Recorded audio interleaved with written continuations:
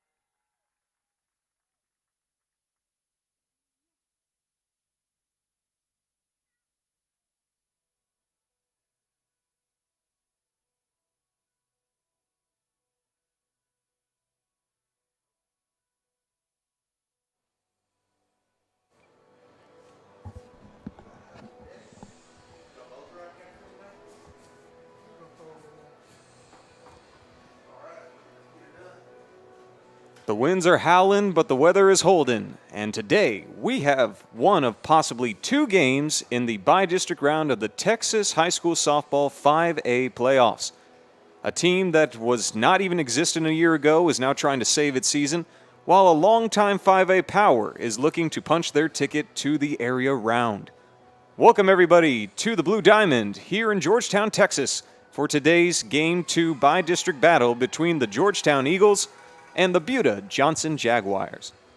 Inside the broadcast booth, I'm Riley Chestnut, joined by your beloved play-by-play Game 1 man, Keith. And Keith, you got to witness some pretty good baseball I'm getting ahead of myself. Some pretty good softball last night for the Georgetown Eagles. 7 runs, 7 hits, and a couple of home runs to boot. Oh, definitely. Both teams actually came out where it was a very close matchup until Georgetown pulled away late in the game on some monster shots by Olivia Prince and home run by Panella as well. And they just kept putting the pressure on. Georgetown had good pitching performances from Krager and from Blinko, and here we are, Game 2, and they're trying to move on to the next round here. Meanwhile, for Johnson, as they break up that circle meeting, it wasn't even a week ago that they punched their ticket to their first ever playoff appearance. Beating Bernie Champion back then, they beat a couple of heavyweights, but you get the feeling that this game, with the season on the line, brings a whole new pressure that these kids haven't seen before. Oh, definitely, and I tell you, I have to give them a ton of credit, too. I mean, being the first year and making the playoffs, and actually, you can tell they're a very, very solid team, so they've done a heck of a job this year, and should be a good game today. Excellent work there, buddy. Now stepping into the batter's box for the Georgetown Eagles. In Game 2, they are the visiting team despite playing on their home field, which is 200 down center, 200 down right, and 200 down the left field line. Kylie Goad, the starter in yesterday's game for Johnson and the one that took the loss, throws a ball wide to start. Isa Torres, the shortstop, batting from the left side, ball 1. And Torres, very productive in that leadoff spot yesterday. 2 doubles, run batted in. Now setting herself up. Middle of the plate. Well, definitely yesterday she had some very good swings. Actually hit one straightaway center halfway up the wall, which the wall here in center, as you can tell, is pretty tall. Looks like it's probably 20 to 30 feet tall. So she swung the bat very well yesterday. One of 3 Eagles in yesterday's starting order to get 2 hits, along with Prinz and Penill, the 2 premier hitters on this Georgetown team. Isa Torres not that far off. Goes 2-0, grounded through the middle, and softly sent into center field for a base hit to start the ball game. Torres is on, and Georgetown is too. Just good clean contact, not doing too much. In fact, Torres shaking her hand, saying it hurts a little. That ball kind of stung her, but she got a nice easy ground ball right up the gut.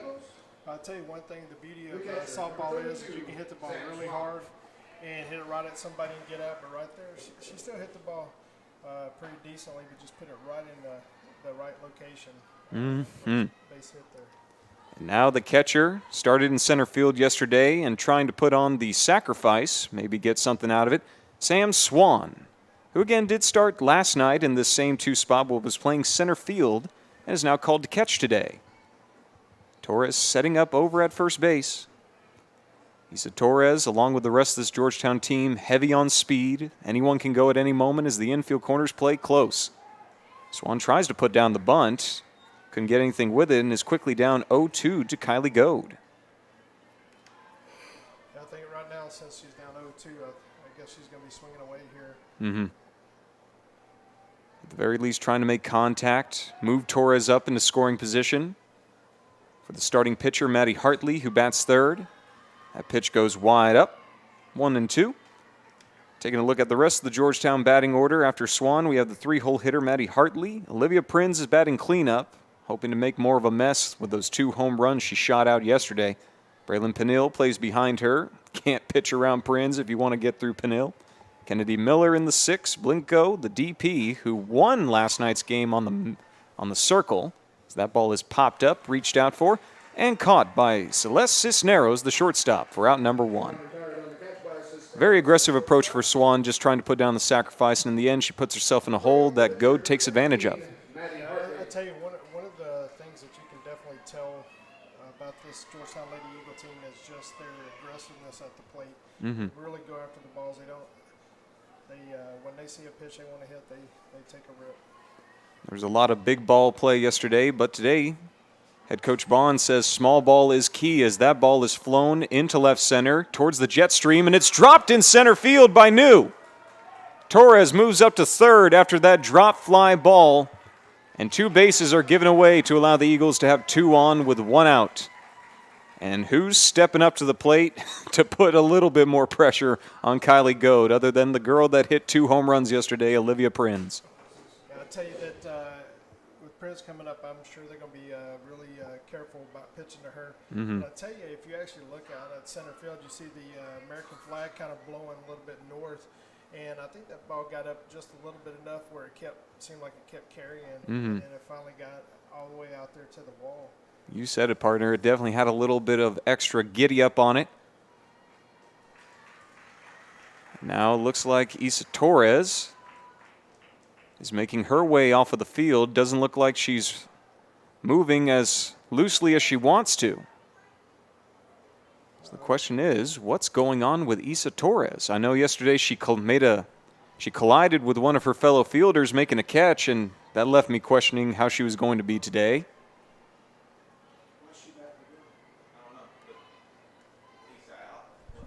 So she's out, so it's 2 outs. Okay, well, I guess they're ruling.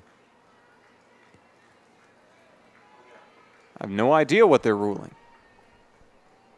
But now the bases are empty. I'm not sure exactly what went on there. Me neither. Now Hartley gives up the pop-up, and Goad gets under it to make the catch.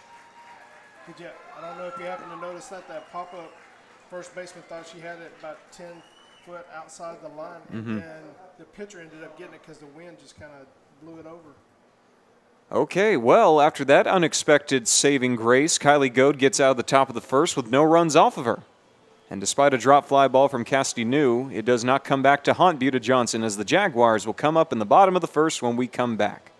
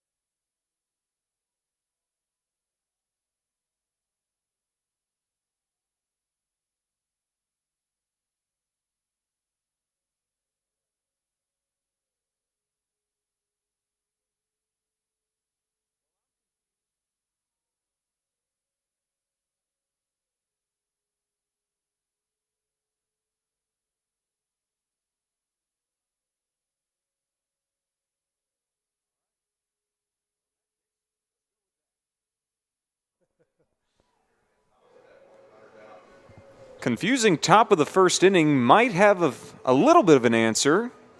Keith, what's your hypothesis about what happened and why 2 base runners were taken off for Georgetown? Well, it looks like what possibly could have happened is that it was maybe a dead ball issue there where Isa Torres might have actually left the bag a little bit early, and so they called her out. And so after the batter hit it, it didn't matter because it was a dead ball. So that's basically what we're thinking it is. All right, well, 3 up and 3 down for Kylie Goad as she does not give up a hit and only has that, what was supposed to be a drop fly ball in center field by Cassidy New instead turns into a big nothing burger to start the inning. So, taking a look at the batting order for the Buda Johnson Jaguars, we've got Sydney Wagner leading off from the left side. That pitch framed up on the inside dot. Couldn't cut the mustard, though. 1-1 to Wagner. Georgetown is the road team, trying to win Game 2 and sweep the by-district round and send this first-year team home for the summer. The 1-1. Swinging is fouled back. Good contact just off the end of the barrel.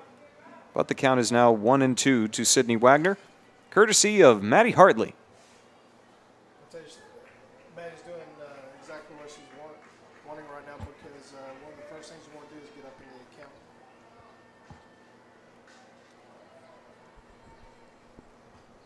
That pitch fouled back by Wagner. Still 1-2, but Keith, you're making a great point there. Yeah, definitely. She's coming out here and she wants to get up in the count, which she has done. So now she gives her a chance to throw the different types of pitches. She has her selection of what she wants to pitch. Hartley's pitch is popped up, left side of the infield. Torres calling off the third baseman Miller and making the catch. So that's a quick one down. Nice start for Maddie Hartley, though by the numbers, this freshman has got some really good stuff. Comes in as the team leader with a .61 ERA and 4 wins in now 8 appearances officially with today's spot in Game 2. Just some good stuff for this freshman. Well, I tell you, Georgetown overall, their starting pitcher yesterday, Gregor, she's a freshman as well. And the future looks bright. Just not that call right there for Hartley as Elaine Hatcher takes low and gets ball 1. But you make a great point. This lineup kind of mixed, 2 freshmen working with 2 upperclassmen. Helps draw the wealth of experience and build Georgetown a nice successive line to build for the future to come, as now it's a 2-0 count to Hatcher. Here the blue diamond, American flag out over the center field wall, howling to the left. So there's an obvious favorite to the left side of the field as that ball is popped up. Right side foul territory. Coming over and making the catch is Prinz with just a little bit of room. 2 down quickly. And up now, Cassidy New, who we thought that drop fly ball would prove to be the blooper to start the game, but instead she gets to come out with a new lease on life and try and make a good offensive impression. Steps the plate for the Jaguars, the center fielder, number 15, Cassidy New. Definitely, and Hartley's coming out already with the first 2 batters, getting them up pretty quickly, so she's definitely getting off to a good start as well. Takes one a little bit underneath. That brings it to a 1-0 count. Meanwhile, for New, last night she got 2 walks, ended up 1 for 1 with those 2 walks and a run batted in, so a good offensive performance. One of the few last night for Buda Johnson as she swings and misses at that breaking ball from Hartley. Count now even, 1 ball, 1 strike. That was a very good pitch, very tough one to hit because it's kind of down in the zone and moving. And it's not much you can do with it. You really can't get much lift off of that. A freshman with a great feel for her stuff. Now gives up a soft foul ball, lined over to the right side. Moves ahead in the count, 1-2, and New trying to be aggressive. But Hartley doing a nice job of pitching away from her power wheelhouse, which is favored with the wind blowing out to left field. Anything inside might not be the good thing to do today. As Hartley sets, fires, and gets the swing and miss with a strikeout and a 1-2-3, bottom of the first. Got that rise ball, and it looks like a beach ball when it comes up there, and she just couldn't hold off. She was just salivating, but instead she blows a little wind right back to Hartley, as both sides get through a clean first inning with no runs across. And we return to the top of the second, where Georgetown will look to jump out here in Georgetown, Texas, on the road against Buda Johnson right after this. This broadcast of Georgetown Lady Eagles softball was made possible by Colleen Auto Sales. Colleen Auto Sales, owned by Raylan and Jenna Kuntz, has been family-owned and operated since 1984. Late model used cars and trucks, we have a little bit of everything. Look us up at ColleenAutoSales.net.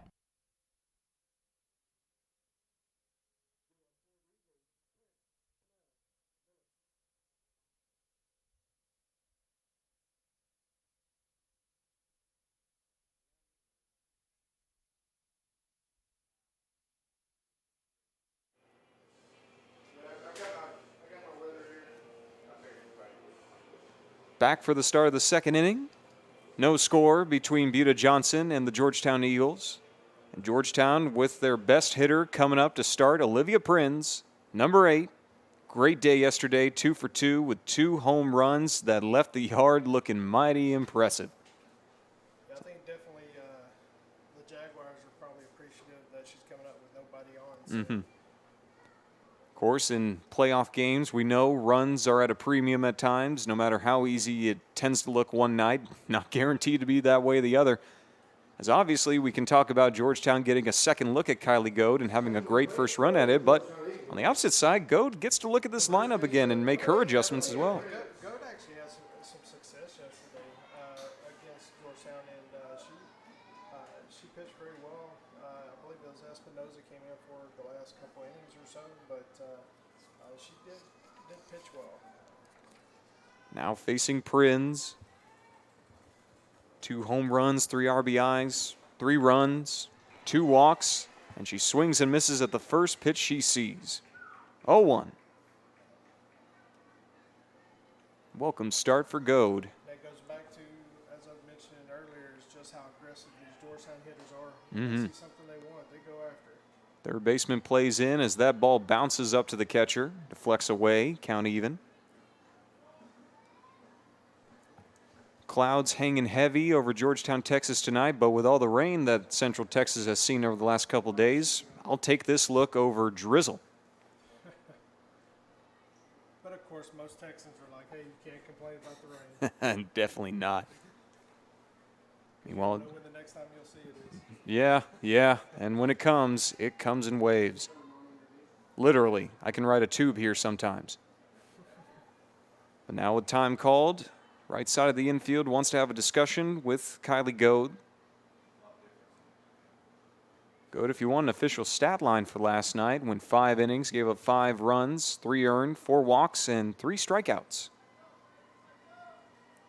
Prinz, her worst experience from last night, trying to make better, the 1-1. Is grounded past the third baseman. A little too tough for Moreno as that ball got out of there quickly, and Prinz is on. And since no glove contact was made, just a bit of a late reaction for Moreno, we'll call that a base hit for Olivia Prinz as she stays perfect against Goad.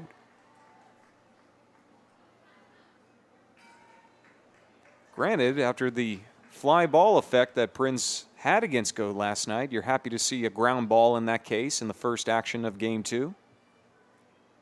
Just unfortunate Moreno couldn't get down quick enough to stop that thing. And I'll tell you from Georgetown's perspective is this, being able to get the first runner on is definitely There's a good reaction for Moreno as they turn it around the infield, but don't get Penill. Do get Prinz, though. So an out for a base runner as Moreno makes a better reaction that time, gets at least the fielder's choice started on the 5-4. But Penill now at first base. if they would have got that double play, that would have been pretty amazing because you don't really see one around the horn like that. That's pretty much throwing it around the entire length of the infield. Darn That Skippy. was actually pretty close. Darn Skippy. Now Penill over at first base in place of Prinz after the 5-4 fielder's choice. And up to the plate, righty Kennedy Miller fouls one back for strike 1. Miller yesterday, 0 for 4, one of the rare 0-fers in this Georgetown lineup. Though a lot of it was really coming from concentrated sources offensively. It wasn't a full team flyby, and Coach Bond made a point of discussing that. She was happy to get the win yesterday, but didn't feel the team offensively performed up to their capabilities. Which only leaves to the imagination, what does it look like when they're at full strength? Because if That's what I was about to say. What the score was it 7 runs yesterday, and you're saying you're not hitting full stride. it's kind of scary. Yeah, it's kind of scary. But Goad stepping up to the challenge, throws one up and in. Makes Miller do the backup. 2-1. Goad electing to pitch inside to Kennedy Miller. For some uncomfortable, weak contact. Maybe give Moreno or someone else in the infield another shot at a double play with 1 down and Penill over at first. Yeah, either she's trying to work it inside or she's going to try to go out the way, down the way. That one lifted by Miller to left center, and it is over the wall and out of here. Okay, Kennedy Miller didn't like the 0 for 4 performance yesterday, so she says, let me get myself involved here. A 2-run shot for Miller, and Georgetown, as the road team at home, takes a 2-0 lead over Buda Johnson, and unfortunately for Goad, the home run horror continues. Yeah, I think what it looked like Goad was trying to do was trying to go, the pitch before it came inside. I think she was trying to work the outside part of the plate, and she didn't get it far enough outside. She kind of left it over the plate, and Miller just planted it out in left center field behind the fence. So hard shot.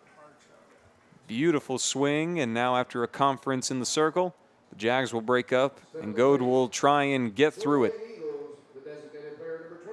Nice moment of a home run there for Kennedy Miller.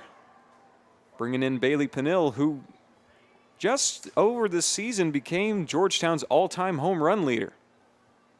So a bit of a fitting tribute to bring someone in, and you can only imagine if Prinz wasn't taken out at second base just how big that difference could be.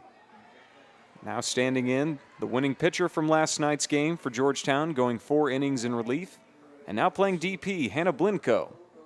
Started with an 0-1. You know, Hannah, of course, is a pitcher, and she's committed. She's a senior going to the University of Houston next year. Yeah, a lot of really good talent in this Georgetown lineup. 7 committed to play college softball as that one's popped into left field. Hangs out in fair territory for the flex Anna Soto to come over and make a nice high grab for out number 2. Yeah, you can tell that ball when it gets up really high, it's moving a little bit because the left fielder started coming over, then she started kind of fading back again, and it's a tough go for it. You know, go of it, trying to catch that ball out there, especially when it's hit that high. That's the quickest way. Now stepping in, someone we didn't get a look at last night, playing right field tonight, Darian Harris. Pulling up that back sleeve, trying to showcase the muscle like Rosie the Riveter. With 2 outs, nobody on, she fouls one back for her first taste of action in this by-district round. Strike 1. What did I say? Didn't play last night. Come in. What's the first thing she does? Swing away. Pitch, and she wants to hit. And that's the aggressiveness that you like to see in your team, She likes it. especially in the playoffs. But even more impressive that a coach like Bond can afford to make a couple of lineup changes in a playoff series like this one.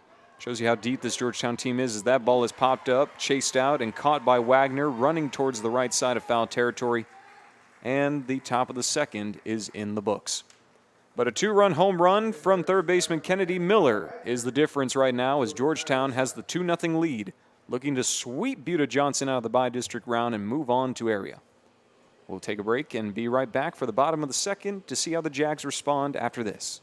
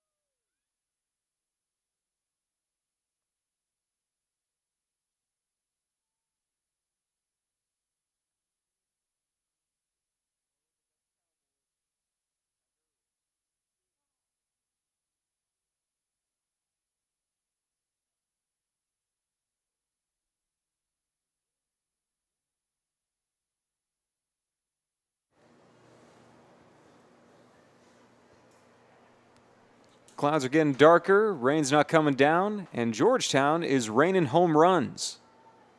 After hitting a couple yesterday, 4 specifically, they had their 5th of this 2-game series today with a 2-run shot from Kennedy Miller. Third baseman giving Georgetown the 2-0 lead over Buda Johnson in their quest to sweep the by-district best of 3. He's now standing in. We have Jaden Burnham, first baseman, who takes a hack at that pitch, and Hartley gets a swing and miss, strike 1.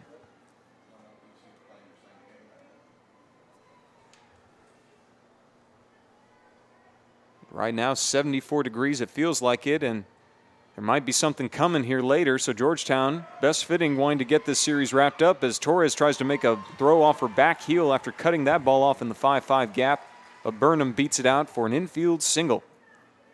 Though I really say infield liberally, that ball was almost in the left field turf. Yeah, she did a great job of just getting to it and actually made a play out of it. And typically you wouldn't have a chance on that one, but next thing She almost got her. And now the shortstop, Celeste Cisneros, walks her way up, bent to the knees. Runner at first.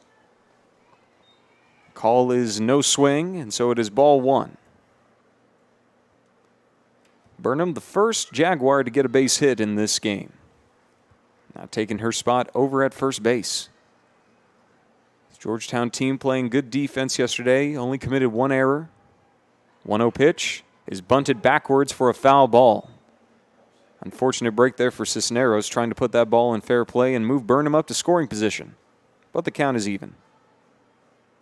That's such a huge part of the softball game, is that being able to execute and play, plays like that, because there's a lot of small ball that gets played in softball, and the goal is trying to move the runner over. Runner had a good start, and that pitch called on the inside corner. Count 1-2. Cisneros. It's all about pressure, Riley. It's all about pressure. And they're trying. On the other team. The Jags are trying to apply it very, very well right now. 0-2 yesterday. Cisneros with a sacrifice and an RBI swings and misses. And Hartley's got her second strikeout of game two. First out recorded, bottom of the second, 2-0 Eagles. Burnham still over at first. Designated player for the Jaguars, number 16, Marley Brownlow. And for Marley Brownlow, it's a chance to be a hero. 1 for 3 yesterday, 2 strikeouts. A wide stance on the right side of the box, but she swings and misses on the inside pitch. Hartley, whatever she's throwing on that inside corner, really working for her right now. She's jammed these righties very well. Yeah, and she's getting the ball up in the zone, and for any players out there know the higher the ball is, it seems like when it's eye level, it looks like a beach ball. It looks like you can just hit it real easy, but next thing you know, you're swinging his body, and it's very tough pitches to hit. So she's doing a great job there, and I tell you, Jaguars come out here and get the first runner on, and what's the first thing Hartley does? Gets a strikeout, stop that momentum. And, so she's doing a great job here. Which that ground ball hit she gave up to Burnham, it wasn't the greatest contact in the world. It was just placed directly where it needed to be to get a base hit out of Burnham. But now an 0-2 count, and that old adage of beach ball. Has anyone ever tried to hit a beach ball with the wind? It's like a knuckleball. You just can't get a lot out of it. Big wiffle ball. But there is a big-time heater from Hartley for another strikeout, her second straight, her third. And now outside of that single, she's gotten a strikeout in 3 of the last 4 at-bats she's had against Buda Johnson. She's really getting having some success here throwing that ball up in the zone. They're wanting to hit it, but they just can't seem to get to it, and they can't hold off on it. It looks good, but they just can't hold off on it, and it's you're getting the result that you're getting. Now Reagan Barrett, the catcher for Buda Johnson, takes a miss away, ball 1. See, that was the same location, but Barrett there actually kind of held off, let it go by, and trying to work that count here. Trying to work that single that Burnham managed to get as she stands over at first base. Takes the evening, strike 1. But did you see she kept on up, looked at that first pitch, it wasn't ball, but then what did she do? She goes down and away, change that eye level. And changing the speed there to get a swing and miss. Now a 1-2 count once again. Hartley ahead of a hitter. Just taking a look at the scouting report, only 4 walks all season long, so you're not going to get many misses from Hartley by reputation, which is so impressive. The 1-2 is high up and in. Makes you feel like anytime she misses, it's really just her testing the waters a bit, dipping her toe. Trying to get her chase one there, because when you're up 1-2, you don't want to give them anything over the plate. But I tell you, the great part about all this, and this is on both teams, is just being able to see the chess match. And there is checkmate for the bottom of the second as Hartley gets a strikeout looking. Strikes out the side, aside from a single. Only 1 left on. 1 base hit, no runs across, and Georgetown through 2 leads 2-0 in this series deciding game 2. Buda Johnson will look to keep the deficit the same as we work back for the start of the 3rd inning right after this.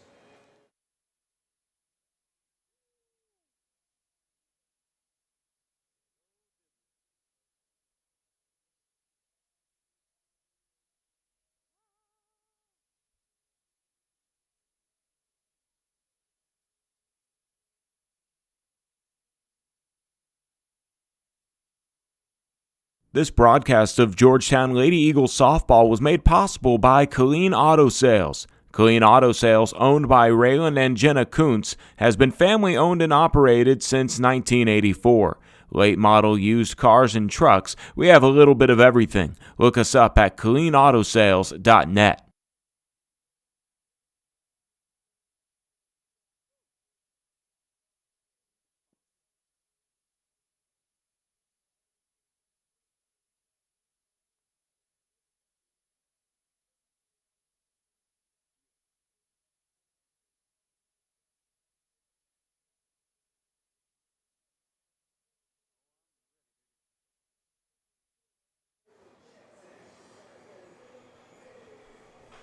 Quality pitching by Maddie Hartley, the effective rail splitter in Game 2 for Georgetown, just trying to slam the door on this series and off to a well-rounded start. Only given up the one hit and struck out 4 with no walks so far through the first 2 innings of work. Hartley has looked just untouchable so far. Yeah, definitely, she's come in, and even after that base hit, she just kind of settled down, started locating her pitches, getting swings and misses, and moving on to the inning here. And I tell you, Leighton, who's kind of late for Stepping the plate for the Lady Eagles. Left fielder number 11, Leighton Landry. So I'm sorry about that, but Leighton Landry, she was swinging back well last night as well. Hit the ball hard a couple times, and that doesn't show for it in the stats, but she was very aggressive and hit the ball hard. Like he said, 0 for 3 last night, but did score a run, playing in the bottom of the order, which we know comes with a reputation, kind of like a second leadoff hitter to reset everything. Yeah, I know last night their left fielder actually made a heck of a play out left field because she smoked one, and it was just a really good play, defensive play. Oh, and there is a long strike 1. Landreth taking her frustrations out on that pitch. Or a long strike 2. Yeah, and I know in between innings we were talking about that, yes, they hit some home runs, they hit some hard balls last night, but they also hit a lot, fouled. But I tell you, it's just telling you how aggressive they are, and just how much they really getting the ball, batting the ball really well, and getting very good contact. Buta Johnson's side over to our left, not happy with the non-strike call. But Landreth, given credit for the quality eye, holds off for the 1-2. Front end of the box, trying to cut off as much of the plate as she can. Fouls one back and keeps it 1-2. So we'll do it again. Which, when you can get a nice long at-bat from your 9-hitter, that sets Georgetown up for some pretty good success as the order turns back over to a girl like Isa Torres. Still 1-2. Goads pitch. Swung on and missed. Tough break there for Landreth as she remains hitless in this series, but maybe coming back with a scouting report as we turn back over to the top of the order for Isa Torres. That is only the first strikeout of the game for Kylie Goad. A good time for it as the lineup turns over and doesn't give hitters like Isa Torres someone to play with on the base paths. Definitely, because it seems like every time Torres steps up, she gets on. Leadoff hitter for the team singled her first time up to start the game. Swings and misses on that high outside pitch. Starts off with strike 1. Like we said yesterday, 2 for 4 at the top of the lineup, 2 doubles, an RBI.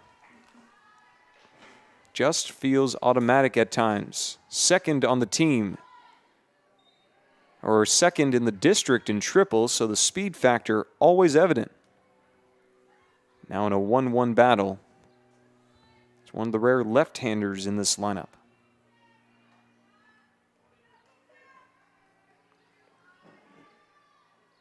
Goad with the corners playing in.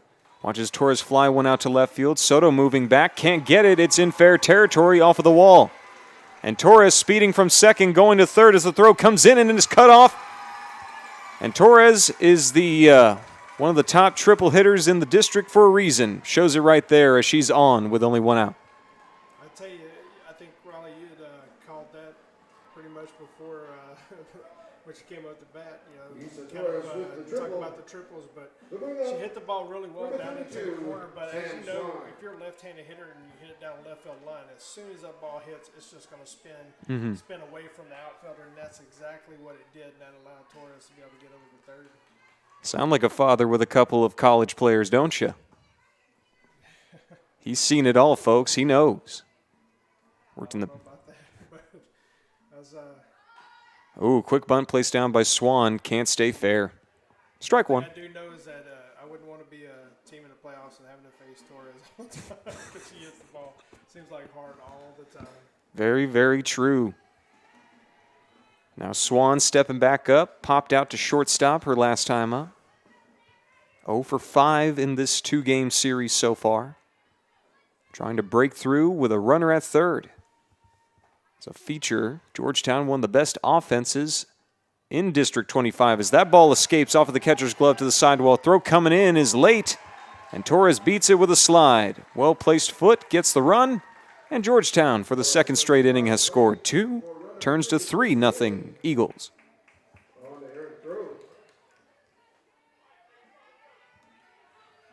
Meanwhile, for Swan, now she's got nobody to play with. Just wants to take a couple practice swings.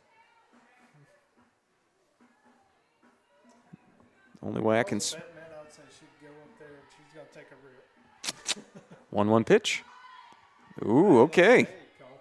Well, hey, I guess that's why Vegas is still in business, huh? I guess that's why I'm up here. Now the 1-2 count for Swan after she got a nice long run at that strike.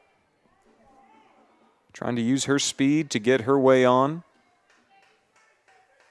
That's what I love about softball, man.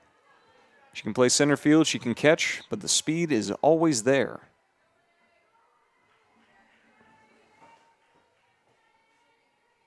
Go the pitch. It's a long fly foul over to the left side. Count remains 1-2.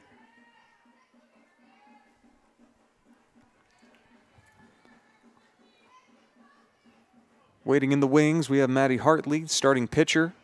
Electric start for Georgetown with 4 strikeouts. Her team giving her a 3-0 lead that she can contribute to in just a moment as Swan rips one down the left field side foul. Coach Bond not even batting an eye. Still 1-2.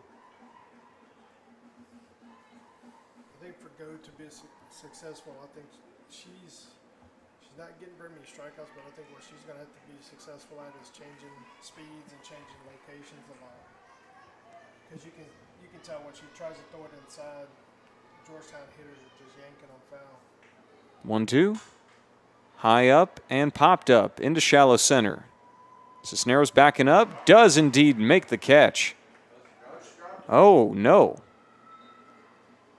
Well, she covered that ball really well. I didn't see anything hit the turf, so that is a dropped fly ball. A little miscommunication defensively as Cisneros didn't anticipate that ball creeping up on her. And the wind gives Swan a base hit.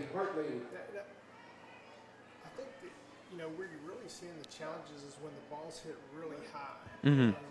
That ball was hit really high, and I think it kind of threw off. And you had the center fielder, center fielder, left fielder, and shortstop all converge at once. And a lot of times that doesn't come out good because, you got 3 players in such a close quarters.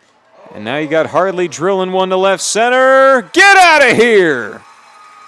She wants a piece of this difference. 5-0 Georgetown with Maddie Hartley doing it all. Eat 'em up.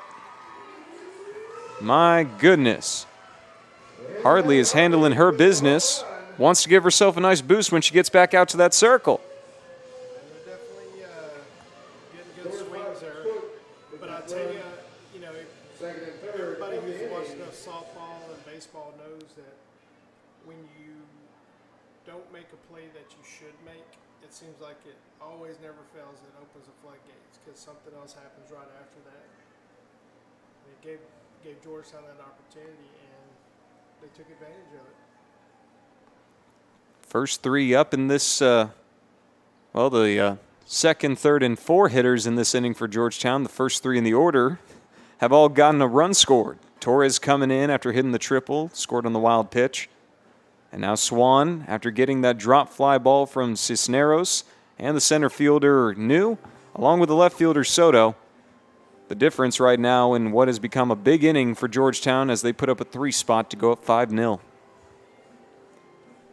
It's all about the execution, and for a young team like Buda Johnson, it's not like this is the underworld for them. Even if the season comes to an end today, all these players, none of them are graduating. They can all come back and learn from this. But you definitely don't feel good being down 5-0 anyway. Yeah, after going down 5-0, after a home run, the reward is getting to see Prince coming up. So that's not the. And Peniel right afterwards. Georgetown keeps putting on the pressure here, and So we'll see how Goad handles the 2 big hitters. Though it looks like Georgetown has brought a more all-around approach, especially from the top of the lineup, which has been so good for Georgetown throughout the year, and yesterday did not disappoint. hitting is contagious, Riley. It really is. Well, in a year with a pandemic, contagious is a buzzword for me. So now 1 down. Olivia Prinz standing in, and she drills one through the right side of the infield, keeping the line moving with a base hit.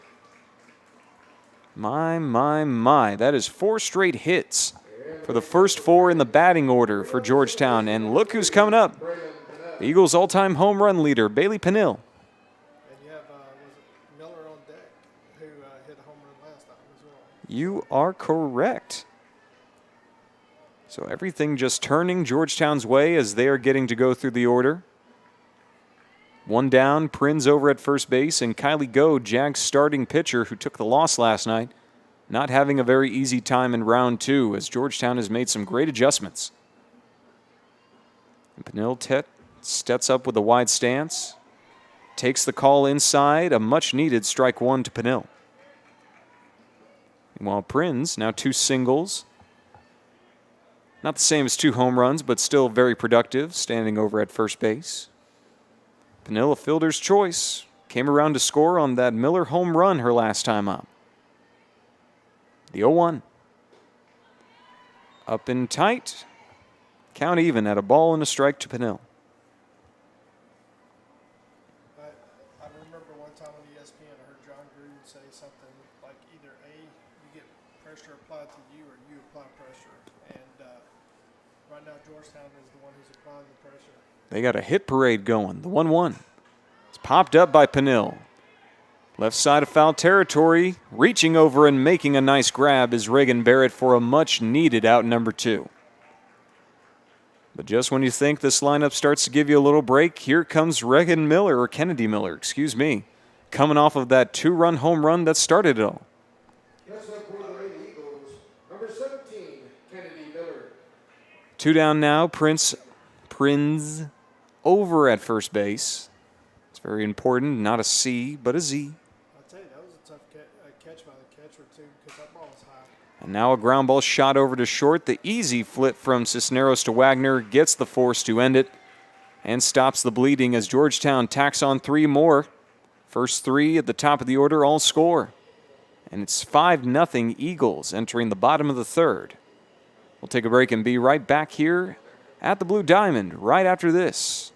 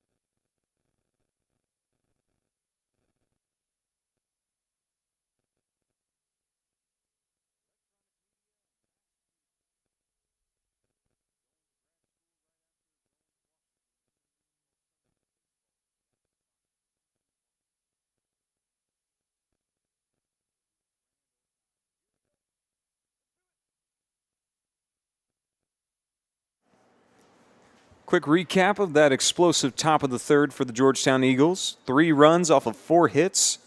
Opening strikeout for Kylie Goad, but now Kylie Goad gets to face off against the pitcher, Maddie Hartley, who hit her with a 2-run home run in that wild top of the third inning. So we'll see if Goad's got a little Jordan in her and takes it personally. Hartley gets a high swing and a foul ball to the back screen for strike 1.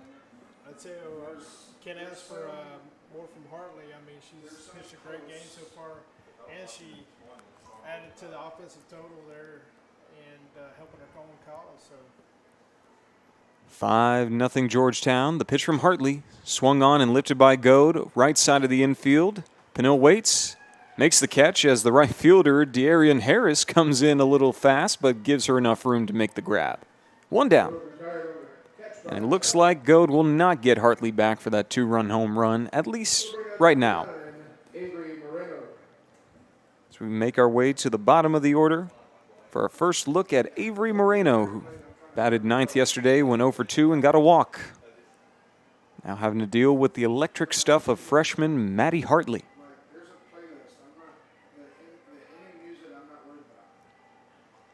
She winds it up, fires it in, and gets a delayed strike 1. So Moreno trying to make a little bit of noise. Her 2 at-bats yesterday, she popped out both times. So hasn't gotten to really make some hard contact yet. Shows bunt, pulls it back as that ball sails low. 1-1. that was pretty close. It looked like she pulled it back. She pulled it back just in time. Mm-hmm. That was very close. That's the thing I like about players with glasses on. Sure, the glasses are kind of a paradox, but they've usually got a pretty good eye by reputation because they really take their eyes seriously, as now we're seeing some rain come down. And Moreno fouls one hard over to the left side, scares the dickens out of Sydney Wagner in the on-deck circle. All of a sudden, you're seeing Umbrella City pop up over here. So looks like it's starting to come down a little bit. Hopefully not too much, though Georgetown in the driver's seat, leading 5-0, making home runs rain like any weather that we've seen this weekend. 6 of them in these 2 games. The 1-2 from Hartley. Swung on and missed. That's the beauty of actually getting to play the game on AstroTurf. Georgetown having this. I know originally this was supposed to go down and play in Buda today, but of course with the weather, they want to make sure that they can get it in, and it's awesome that we have a turf field here that we can play. Yeah, I know people haven't always been big fans, especially purists who prefer the natural setting, love the natural bounce of the ball, not all this artificial stuff. But when weather like this comes about, you really can't beat turf. So now 5 strikeouts for Maddie Hartley and a reset to the top of the order were Sydney Wagner, who popped out to short her last time up to start the game. Grounds one right over to short. The quick throw by Torres puts another nice ending on this third. 3 shutout innings of work for Maddie Hartley. And the Eagles in full control, looking to sweep this bi-district series. 2-0 or 5-0, and we go to the 4th when we come back. This broadcast of Georgetown Lady Eagles softball was made possible by Colleen Auto Sales. Colleen Auto Sales, owned by Raylan and Jenna Kuntz, has been family owned and operated since 1984. Late model used cars and trucks, we have a little bit of everything. Look us up at ColleenAutoSales.net.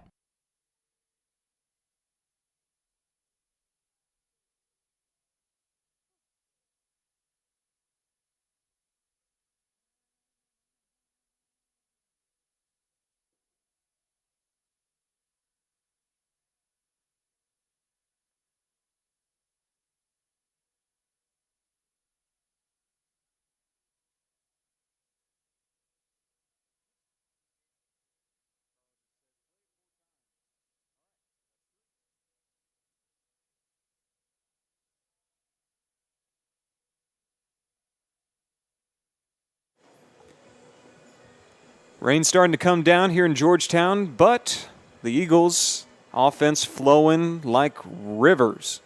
5-0 Eagles as we entered the fourth inning. Looking at the big differences so far, it's been the home run ball that's been the favorite of Georgetown all weekend long. And I know Coach Bond said we're going to try a more small ball centric approach, but they haven't really had the need to today. I think she might have meant they were trying to hit the ball like it was a small ball. Yeah, you'd never thought that this time of year, I guess this is what it feels like to play softball in Washington.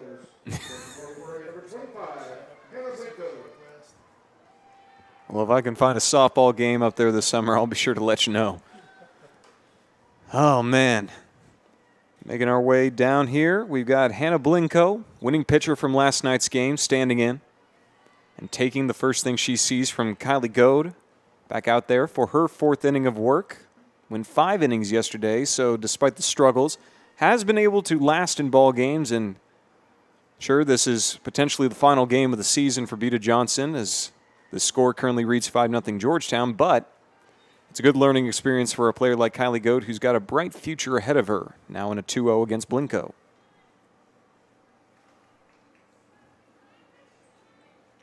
A fly out to left field was what happened for Blinko her last time up. Big right-hander. 2-0. And she rips one to left field. Drops it down, and one hops it off the wall. Blinko, needing to pick up speed, throw it into second, leads the shortstop to slip up in what could have been a bang-bang out at second base. But instead, Wagner ends up eating a little bit of turf, and the ball gets away, so Blinko's on at second.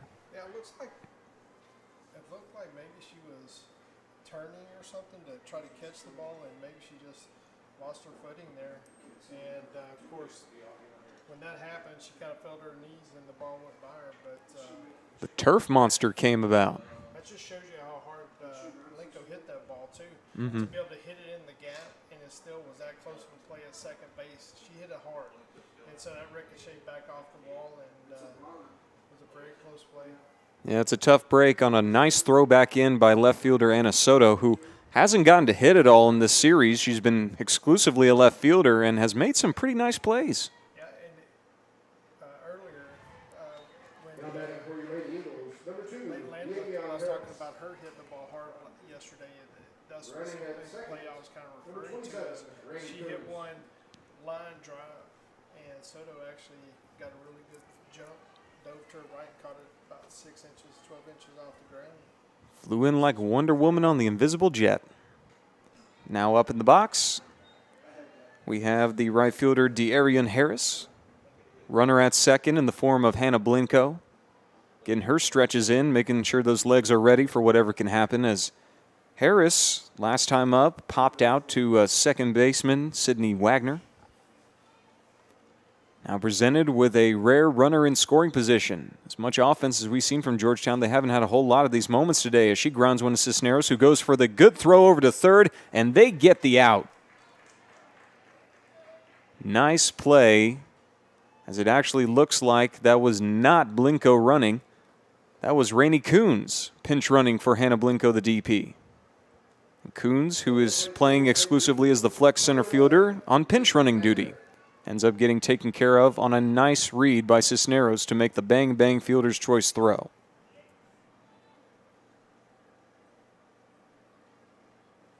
A lot of times, typically, you would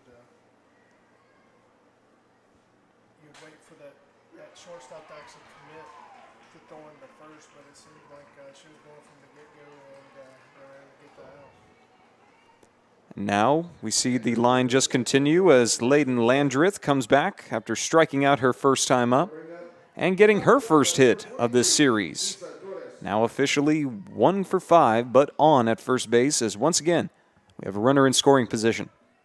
That runner is De'Arian Harris, and Landreth over at first. Isa Torres now up to the plate. Bang start for her, as she's got 2 hits, a single and a triple, and takes for ball 1. I know we've got a 5-run lead right now, but a hit right here could really break it open, and and Georgetown have a ton of momentum. Now Torres flies one out to left field, high and deep, back towards the wall, and that one is gone! All those cars parked out there. I wonder who's got the most dents. Another home run for Georgetown, and this one from Issa Torres. Opposite field, too. That's got to feel good to see a good swing like that. And I mean, we've seen deeper dimensions in certain softball parks, so you definitely know when you come to Blue Diamond, this is a very hitter-friendly haven. But Issa, Balls that are going out today, it doesn't matter what park you're in. just the way they're all flying off the handle. Ball on the nose. It's like we got to say change in pitching right now for the Lady Jags. And who's coming out there, Keith? America Espinoza. That's who. We saw her last night. Came in and relieved Kylie Goad after 5 innings of work last night. Now called on a little bit earlier with only 1 out in the bottom of the 4th as Goad, potentially her final 2 spots of the season, not going very well and not officially going anywhere but in the books. So, And the pressure keeps being applied. and right now, Georgetown has a dominant 8-0 lead. Now set to face Espinoza once again. Talking with Coach Snell before the game, the Jags not working with a lot of arms, not the deepest of bullpens. But Espinoza, a quality hand to have in situations like this where you just need to get a few clean innings of work, maybe build some positive momentum to take away from this tough 2-game series. Definitely. I tell you that, it's just it's impressive that they're first Now year on the team mound that for the Johnson Jaguars, making number the playoffs for 19, the first America Espinosa. this experience, whether you win or lose, is invaluable. Exactly right. To the Wake Forest Lady Eagles, number 32, Sam Swan. Because make no mistake about it, Johnson has got something going out in Buda. In a lot of ways, their football team almost making the playoffs as well, and I actually got to call the last game they played at Canyon. Steve Hoffman taking over after a nice run down in the Corpus area.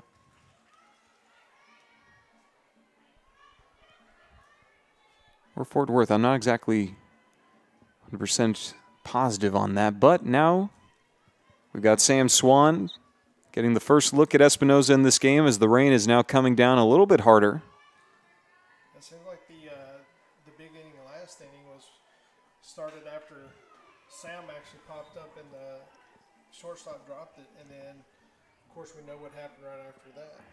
Yeah, Maddie Hartley waiting on deck to try and add on to what has been an impressive 2-way performance for her today in the circle and out in the batter's box.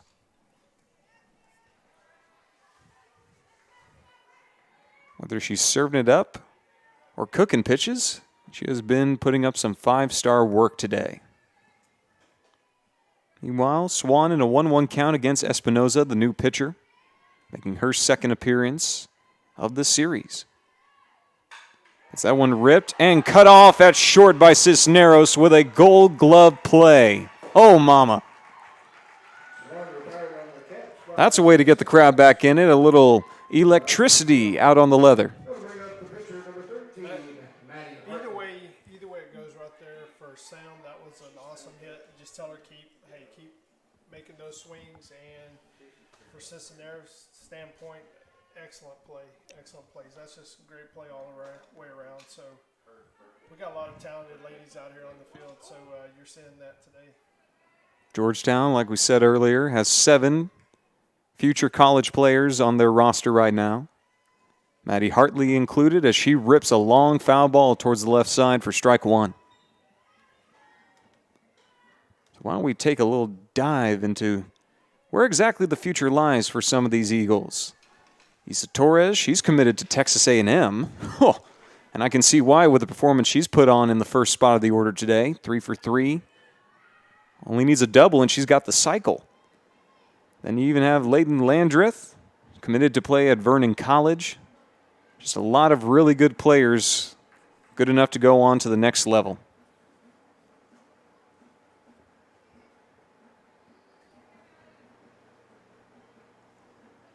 Meanwhile, Maddie Hartley up at the plate, star of the game so far, waiting for the 1-1. And grounding it foul to the left side. Down 1-2 in the count to Espinoza.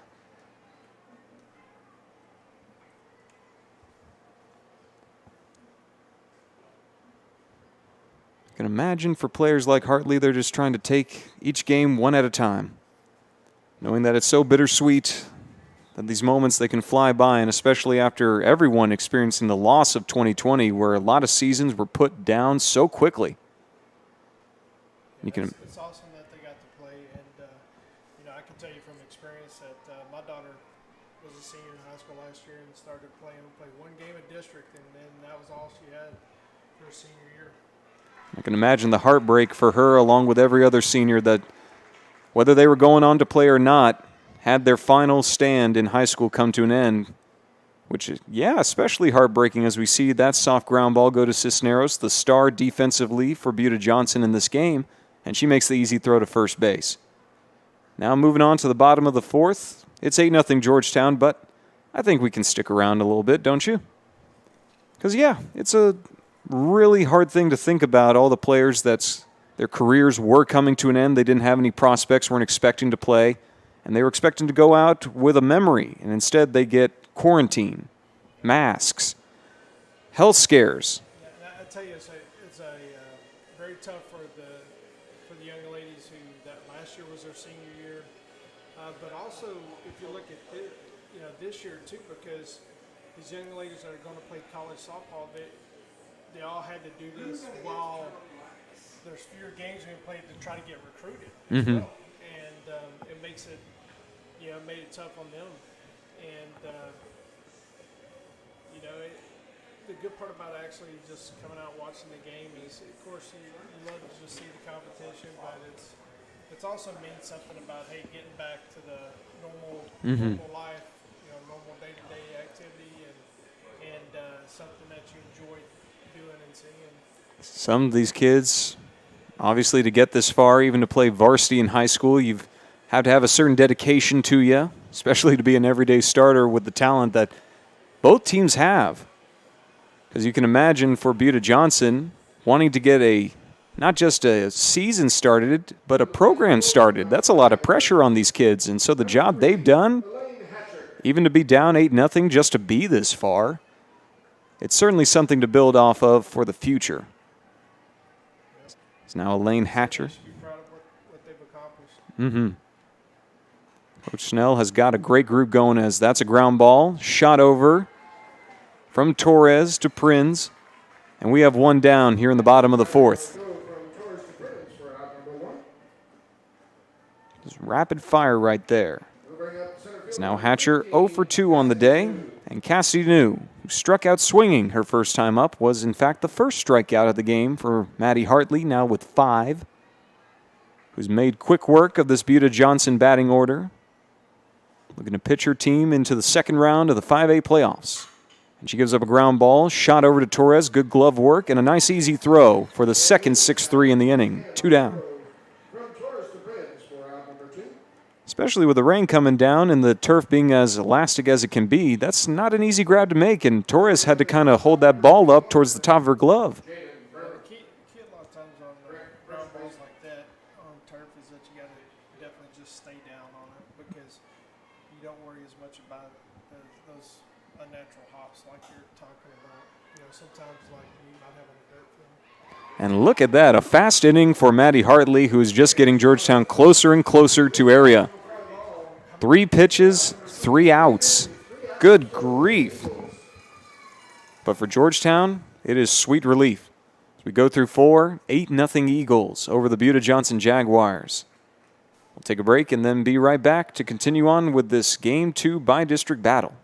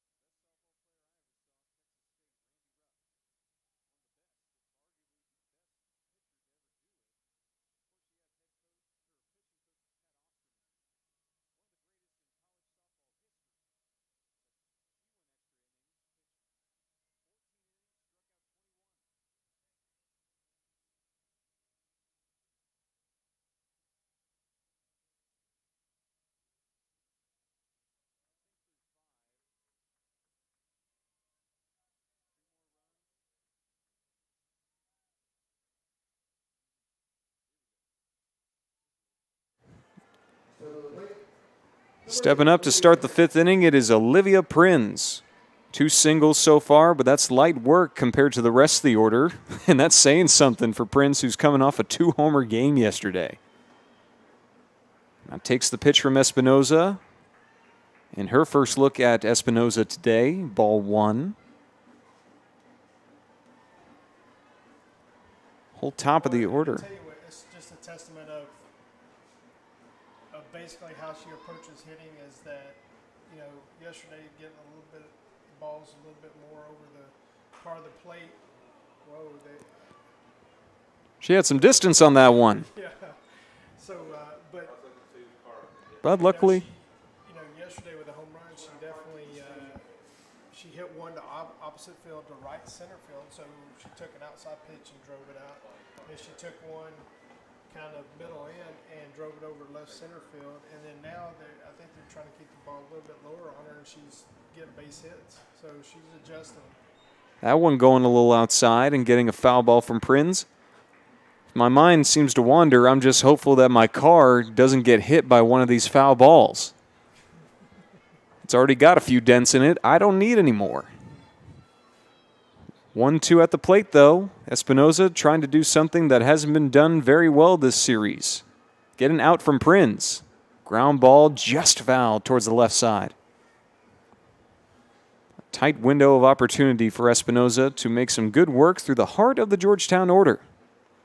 And 2 imposing figures on this team. Olivia Prinz and, of course, Braylon Penill following her, who so far today has had a light load. A fielder's choice got her on. She came around to score eventually, but popped out her last time up. Now watches Prinz pop one over to the right side in foul territory. Burnham comes over and makes the catch. And Prinz finally taken care of for the first time in this series for out number 1. Well, that's some good work out of the pen there for Espinoza. Brings to the plate, number 3, Brandon Canal. Looks like the wind direction's changed a little bit. Instead of blowing a little north, it looks like it's kind of It's coming in from the outfield. blowing more of southwest, kind of west, southwest. Jags could take advantage of that, as the home run doesn't look like the favored thing right now after the wind was blowing consistently out of left field. Now blowing in from the outfield walls as that ball bounces inside on Penill for ball 1. I'll tell you right now, it just seems like it is getting a little darker. Seems like everything to the west of it's darker. And of course, we're looking to the east, and you can see a little bit lighter, but I think everything's moving from west to east here. Yeah, we'd love to have a break from the weather, but we know there could be more in store. Everywhere, as that ball's ripped foul by Penill. A lot of poles in this inning. But the count is now squared up for Espinoza to Penill. 1-1 with 1 down and nobody on. Some hard contact, which Penill has not made a whole lot of today. Again, did pop out behind home plate her last time up. Catcher Reagan Barrett doing a nice job.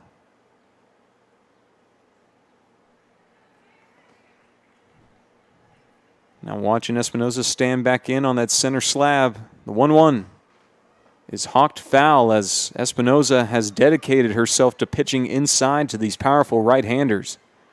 And despite the theatrics and the distances, she's got a 1-2. And I think that might be a good place for her to be because they're jumping on the pitches so quickly. They're driving them foul. Granted, Georgetown's got plenty of lead to work with, 8-0. Just trying to tack on at this point. The 1-2. Lifted out to center field on the line and back over the wall. Good grief, that thing escaped fast. And Penill defying the stream of wind that is flying in from center field and lasering one out for a home run by the Eagles and a 9-0 lead. If you notice on that pitch, she kept throwing everything inside, and then that pitch just kind of floated over the middle of the plate, and she ripped it.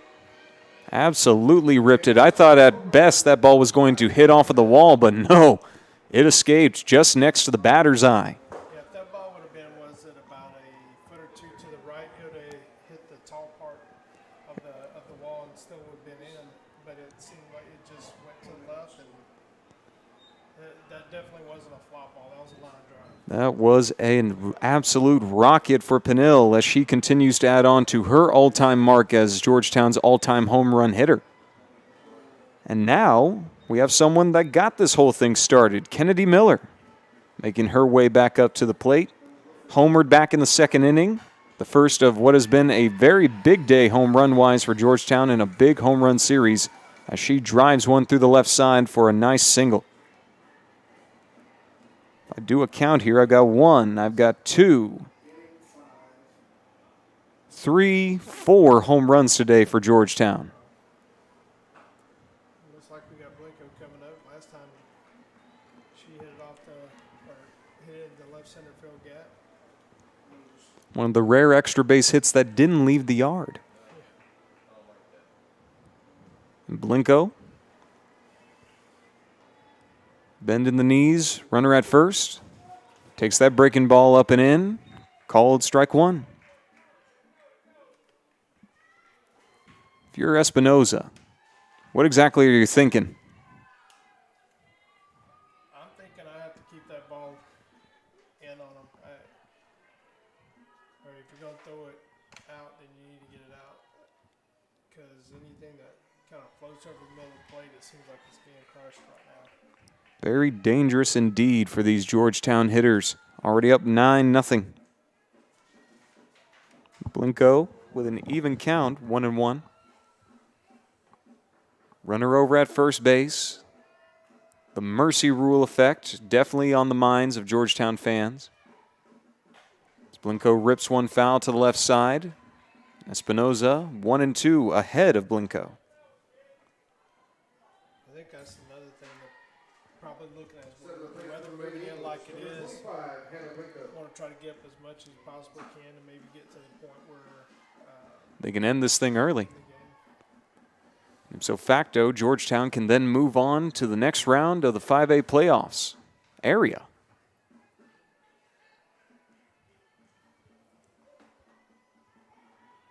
Espinoza fires and hits Blinko. Right on that front leg, though it doesn't make Blinko any worse for the wear. We'll see if they're going to let Blinko run here. She's looking over at the dugout. I know she had a runner come in for her last time. Doesn't look like they will. Blinko will stand squat at first base. Now Harris makes her way up to the box. 2 on.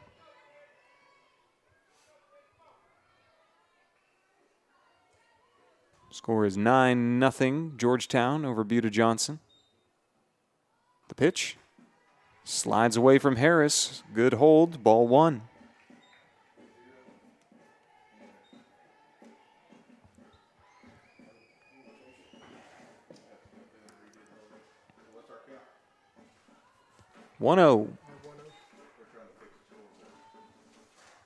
There's 1 down, 2 Eagles aboard. This is a 9-run game. A miss inside. Harris ahead, 2 balls, no strikes from Espinoza.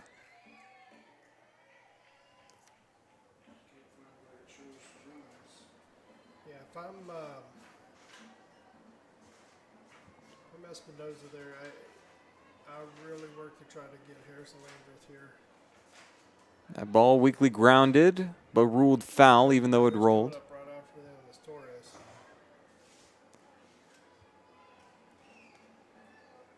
So you got Landreth standing on deck. Espinoza definitely wanting to work these next 2 batters for 2 outs so that Torres doesn't get a chance to swing in this inning. He's Torres, the star offensively of this game. 3 for 3 at the top of the lineup and only a double away from the cycle. 2-1. And Harris pops that one up into shallow center field. New coming in. Makes the read and makes the catch. 2 down. Might have been a little bit of a tough read, but that's the beauty of a softball. It's not the natural white of a baseball, so it's much easier to see in the clouds. Granted. Bigger. Yeah, bigger. Simply put. So after that fly out to center field by Harris, we've got Layden Landreth standing in.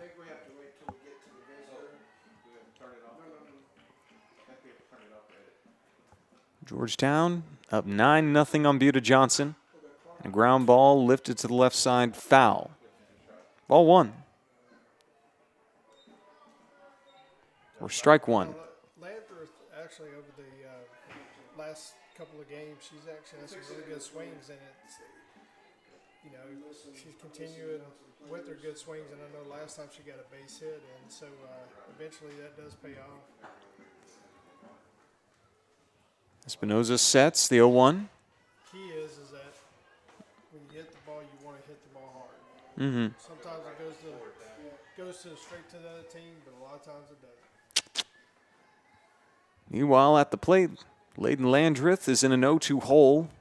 2 down, 2 Eagles on. Georgetown already up 9-0 as the road team in this Game 2 bi-district battle. Buda Johnson, though, feeling the heat from the Eagles fans in attendance today. 0-2. And Landreth flies one out to left field down the line. Soto back towards the wall, makes the catch as she hits the wall. We'll see how Soto is out there. She is currently sitting down after making a fine grab. And we'll see how she's doing. But a phenomenal play by Soto out towards that left corner. And the top of the 5th ends with 3 more runs tacked on by Georgetown as they lead 9-0. We enter the bottom of the 5th. Back here at the Blue Diamond right after this.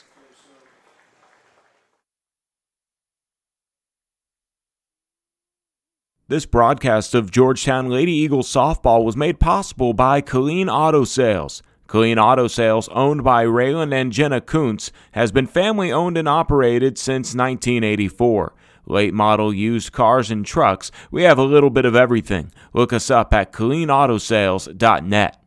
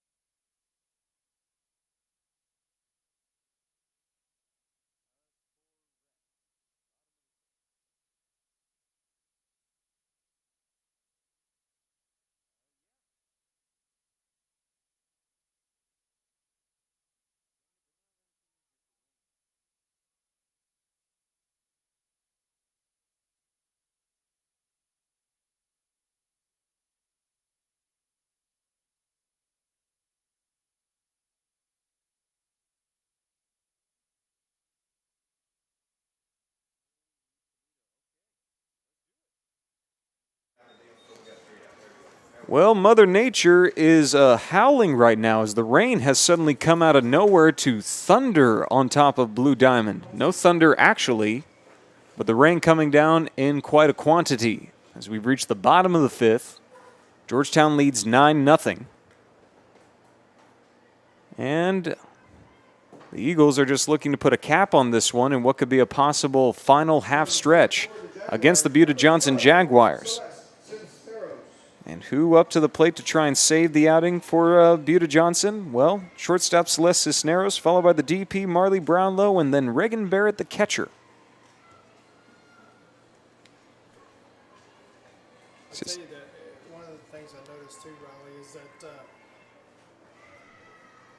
we're going to see how the grip. I think there was only 1 inning yesterday that Georgetown didn't score, and today there's only been 1 inning. So I can't keep reiterating just the theme of putting pressure on the other team. And they've done that in bunches, having scored in every inning except the first, as Cisneros flies a long foul ball over to the left side. Count even at a ball and a strike. And this will definitely be something to look out for. How does Hartley handle the grip of that softball with this rain coming down? Hold on to the bat, hold on to everything. Everything could be very slippery out there right now. So you can even see more of the defined stuff in the turf starting to show itself. Yeah, I think that's another thing is just how slippery the turf gets. There's a little slip and slide pitch. 2-1 at the plate. Looks like it was coming down pretty hard, but it looks like it's already kind of still coming down, but not near the frequency or volume as it was. Just that big, thick gray cloud that's hovering over this field right now. If I take a look at the clouds, it's either my perception trying to force reality, or the reality is the clouds are moving left, which hopefully means that this big rain cloud is moving out of the field.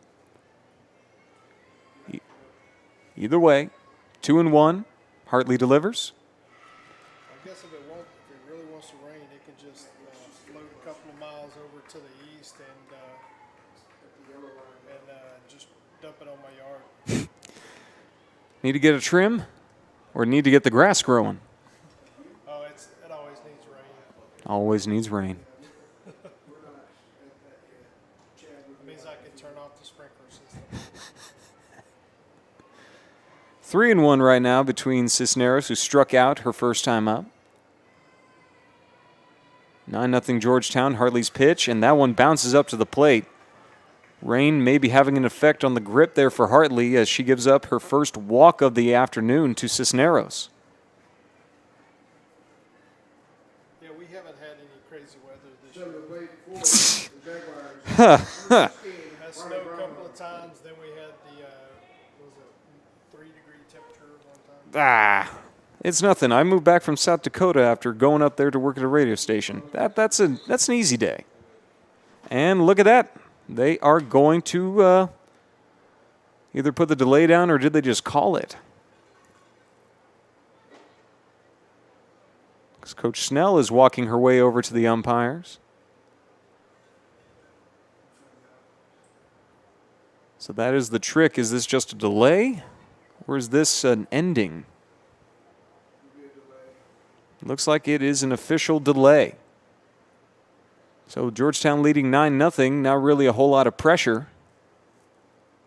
Just a long pause that hopefully doesn't last too long.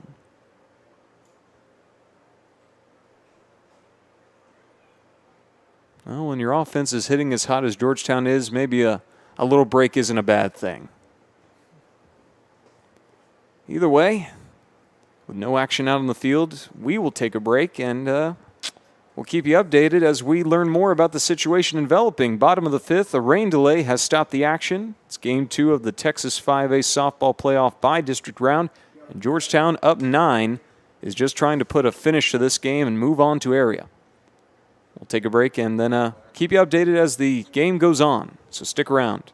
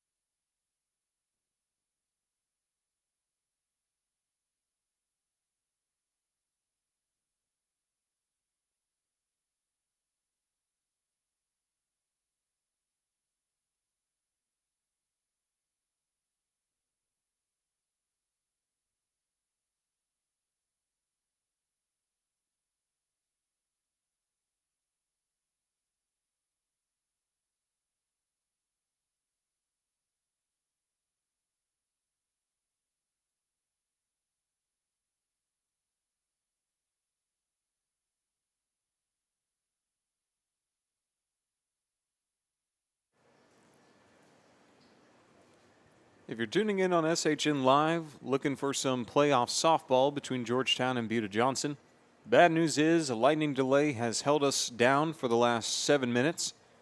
And with the weather that is currently coming into the area, it could be quite a while, if at all, that this game continues. Georgetown leads 9-0 over Buda Johnson. Game 2 by district round. Riley Chestnut on SHN Live. Hoping to see and waiting to see how this thing ends out. From Georgetown, Texas, stick around and we'll keep you informed as we learn more.